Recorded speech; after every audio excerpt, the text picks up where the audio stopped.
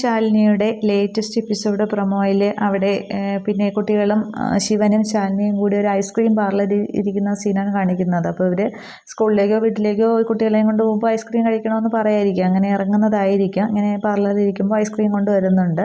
അന്നേരം ഈ കുട്ടികൾ ഈ പരസ്പരം കൊണ്ടുവരുന്ന ഐസ്ക്രീം അങ്ങോട്ടും ഇങ്ങോട്ടും കൈമാറുന്നു എന്ന് തോന്നുന്നു. പക്ഷേ എല്ലാവരും കൂടി കഴിക്കുന്ന സീനാണ് കാണുന്നത്. അന്നേരം പപ്പി പറയുന്നുണ്ട്, പക്ഷേ നിങ്ങൾ ഐസ്ക്രീം പരസ്പരം കൈമാറാഞ്ഞത് വളരെ മോശമായി പോയി എന്ന് പറയുകയാണ്.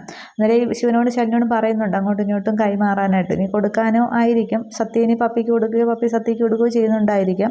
അപ്പോൾ അതേപോലെ ഇവരോടും കുട്ടികൾ പറഞ്ഞതായിരിക്കണം. പക്ഷേ ഇവർ സമ്മതിക്കുന്നില്ല. അവർ പരസ്പരം ഇങ്ങനെ കഴിക്കുകയാണ് ചെയ്യുന്നത്. അപ്പോൾ ഇങ്ങനെ പരസ്പരം നിങ്ങൾ ഐസ്ക്രീം കൈമാറാത്തത് മോശമായി പോയി എന്നിങ്ങനെ പപ്പി പറയുമ്പോൾ ശിവൻ ഇങ്ങനെ ശാലിനിയെ തന്നെ നോക്കുകയാണ്. ശാലിനിയും നോക്കുന്നുണ്ട്. പക്ഷേ ശാലിനി ഇങ്ങനെ ആകെ വിഷമിച്ചെന്ന പോലെയാണ് ഇരിക്കുന്നത്.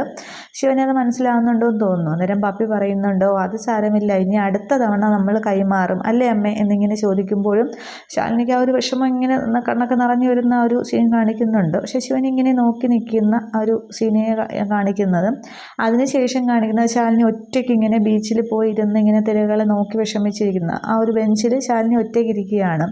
അന്നേരം ഒരു പക്ഷേ ശാലിനിക്ക് ഇങ്ങനെ ഒക്കെ പോകുമ്പോൾ അതൊരു വിഷ്ണുവിനോട് ചെയ്യുന്ന അതുപോലെ വിഷ്ണുവിൻ്റെ ഓർമ്മകൾ വരികയോ അങ്ങനെ ഒരു കുറ്റബോധം തോന്നുന്ന എന്തെങ്കിലും ആയിരിക്കാം. അതിനായിരിക്കാം ശാലിനി ഒറ്റയ്ക്ക് പോകുന്നതും ഒക്കെ. ഇങ്ങനെ എങ്ങോട്ടാണ് പോകുന്നത് എന്നുള്ളത് ശാലിനിയുടെ മനസ്സിലൊരു ചോദ്യമായിട്ട് വന്നിട്ടുണ്ടാകണം. പക്ഷേ ഇതിനി എങ്ങോട്ടാണ് പോകുന്നതെന്ന് അറിഞ്ഞില്ല. കഥ ഇനി എങ്ങോട്ടാണ് കൊണ്ടുപോകുന്നതെന്നുള്ളത് എഴുതി ഒരു ശിവൻ ശാലിനി ഒരു അറ്റാച്ച്മെൻറ്റിലേക്ക് തന്നെയാണ് ഇപ്പോൾ കാണിക്കുന്ന സീനുകൾ എന്നപോലെ കാണിക്കുന്നത്. പക്ഷേ അങ്ങനെ ആയാൽ വിഷ്ണു ശാലിനി എന്നുള്ളത് എന്താകും എന്നുള്ളതാണ് നമുക്ക് വഴിയെ കാണാം. Okay, thank you.